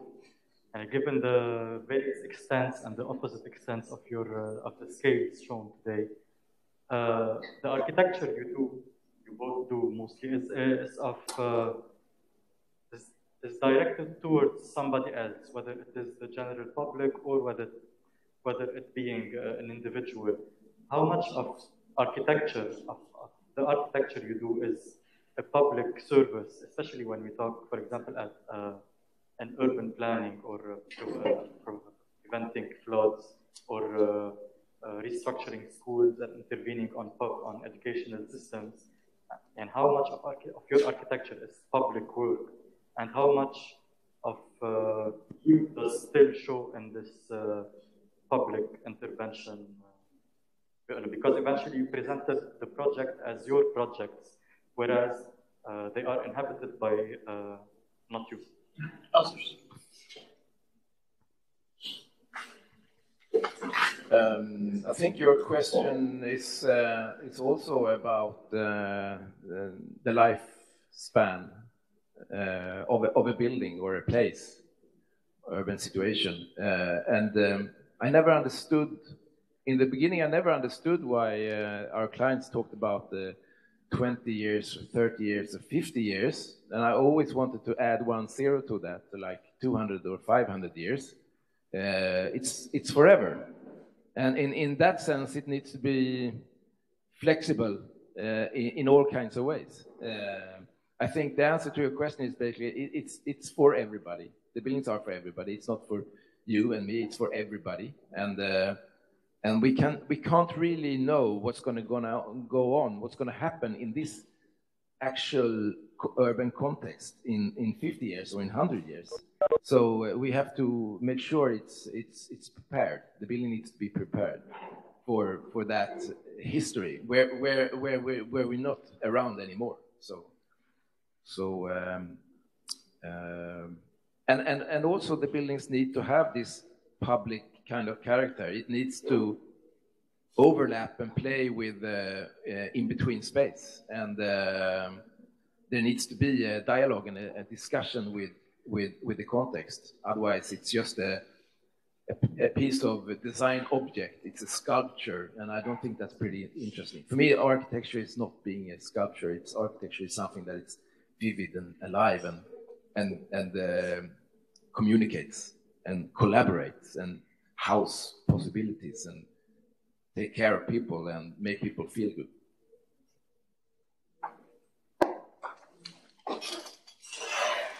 It's a big question, I think.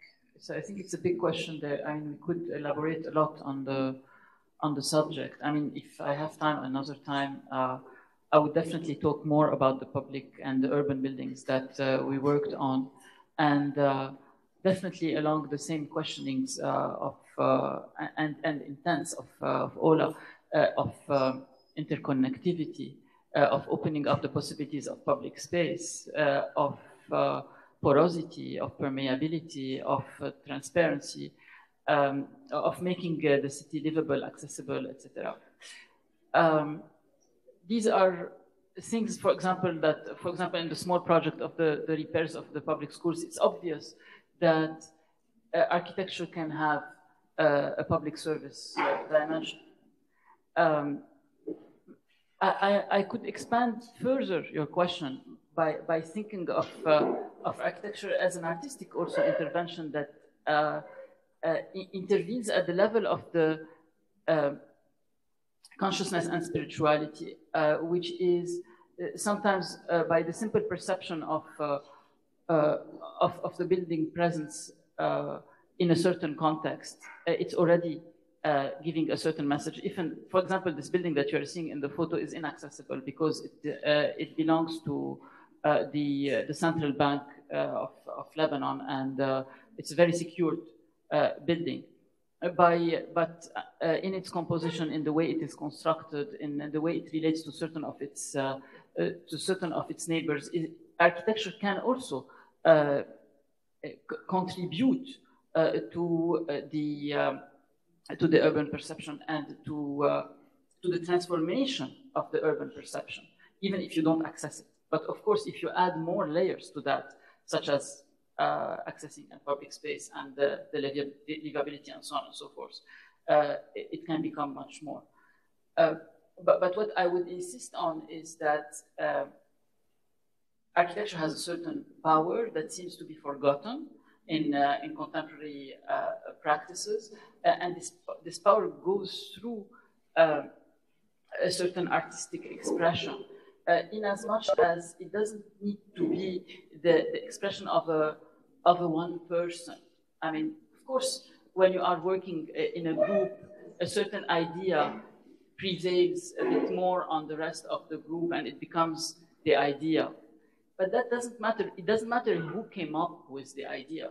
I think it is the context which comes up with an idea. This is why I'm saying nature builds us and we build upon nature. And this is also nature. This mess that you are seeing in the photo is also a form of nature. It's not very natural, but it is a human nature that ended up like this and has extended its ways into this next building. So yes, I think that architecture is a very powerful art form, and it should not be forgotten that you have a responsibility. You're not doing a small piece that you can put in a museum. You are putting it in the middle of the city. It must be well thought of.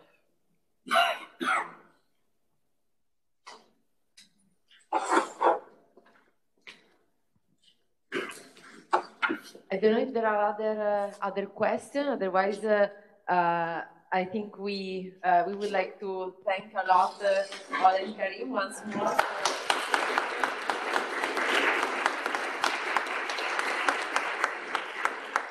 And I also want to thank the organization that we did together with Sara Protosoni, Michele Roda, Matteo Motti, and Giulia Cazzaniga. That we are very glad that we had this discussion today, and so very glad to see all the students now being here together in presence with us. So we wish you a very good evening, and we also renew the appointment for the next session that will be on the 19th of May. So I think we all invite you to come as well. Okay, bye. Thank you.